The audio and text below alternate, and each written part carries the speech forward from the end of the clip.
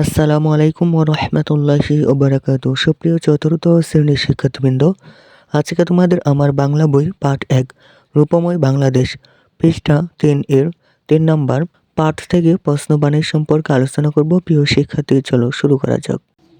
৩ নম্বর পাঠ থেকে প্রশ্নবাণী। পাঠ থেকে কি প্রশ্নবাণী? আমাদের প্রশ্ন তৈরি করতে হবে। কে? কুহু কুহু কে ডাকে? কে দিয়ে প্রশ্ন হচ্ছে কুহু কুহু কে ডাকে? কি? কি দিয়ে হচ্ছে গ্রীষ্মকালে কি কি ফল পাওয়া যায়? কেন? শীতকালে গাছের পাতা কেন ঝরে যায়? কখন? শরৎকালে নদীর তীরে কাশফুল কখন দেখা যায়? কোথায়? সুন্দরবন কোথায় অবস্থিত? কেমন? শরতের আকাশ কেমন দেখা যায়?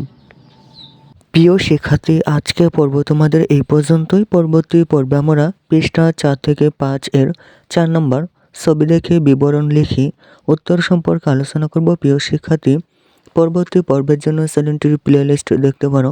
প্রিয় শিক্ষার্থী, অন্যান্য সকল বইয়ের সবার আগে উত্তর পেতে চ্যানেলটি এখনই সাবস্ক্রাইব করে রাখতে পারো। ধন্যবাদ।